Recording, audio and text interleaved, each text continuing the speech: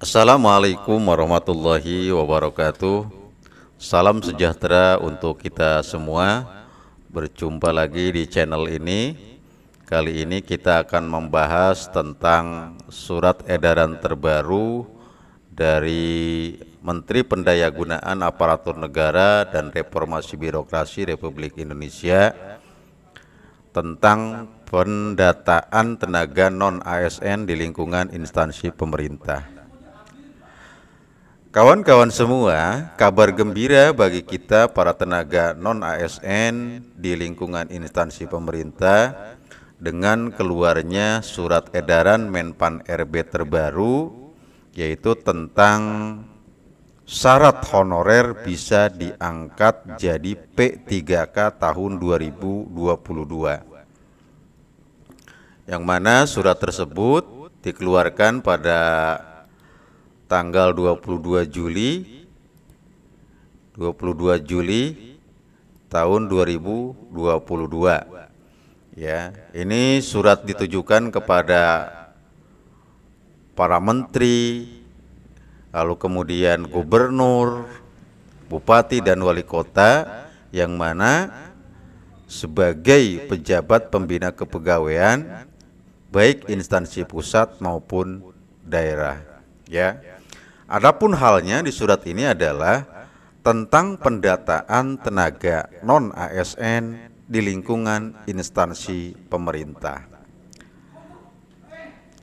Kawan-kawan sekalian, kalau kita baca secara lengkap dan utuh, surat edaran dimaksud itu sangat banyak, ya. Ini terdiri dari 4 halaman kurang lebih yang memuat tentang poin-poin penting yang harus dipersiapkan tentunya ketika kita ingin melakukan atau mengikuti seleksi calon PNS maupun P3K ini, ya.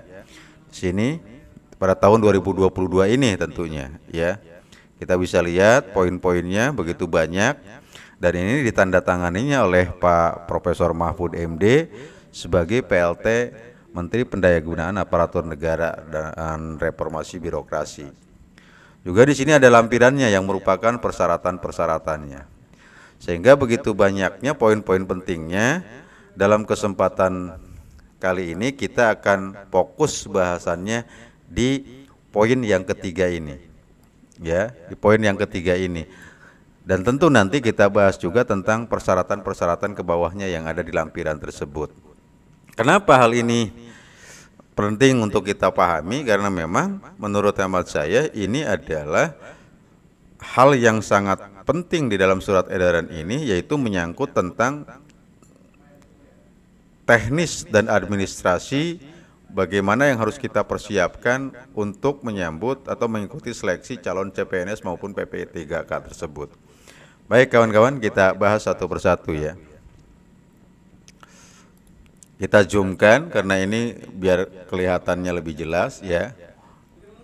Nah, di poin ketiga tersebut, ya, di mana bunyinya, oleh sebab itu setiap pejabat pembina kepegawaian agar melakukan pemetaan pegawai non-ASN di lingkungan instansi masing-masing dan bagi yang memenuhi syarat dapat diikutsertakan atau diberikan kesempatan mengikuti seleksi calon PNS maupun P3K dengan ketentuan sebagai berikut.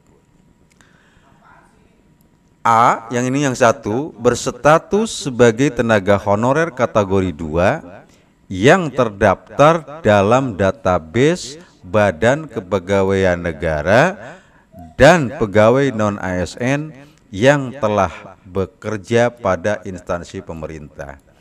Poinnya adalah dari bunyi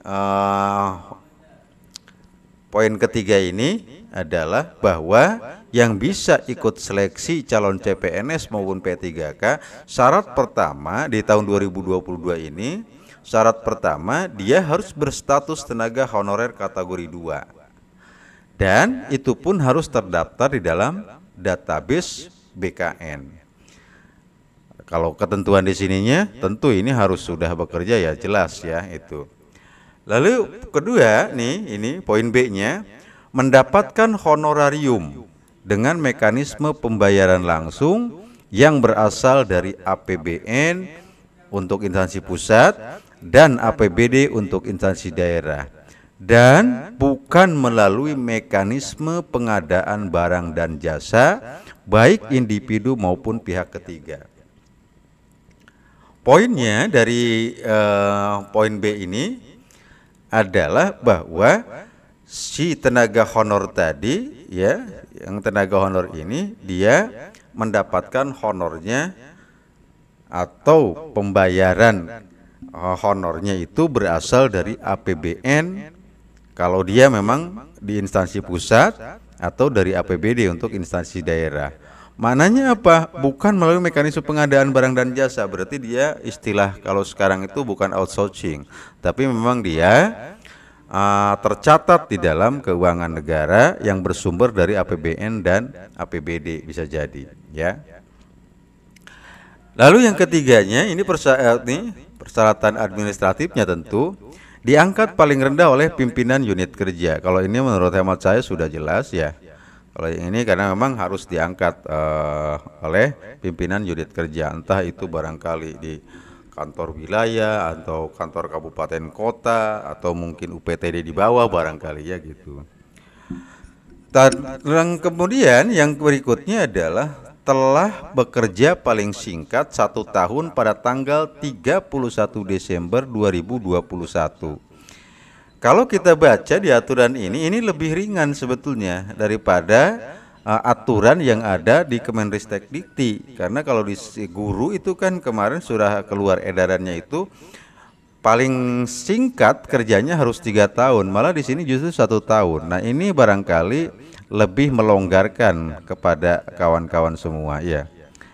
Nah, lalu kemudian yang kelimanya, berusia paling rendah 20 tahun, paling tinggi 56 tahun pada tanggal 31 Desember 2021.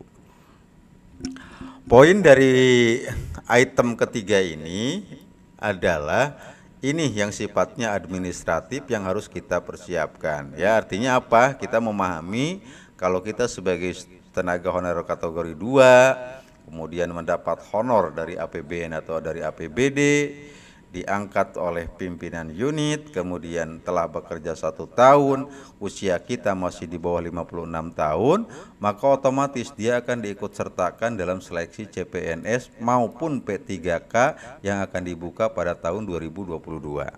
Itu maksudnya. Baik, kita masuk di lampirannya ini.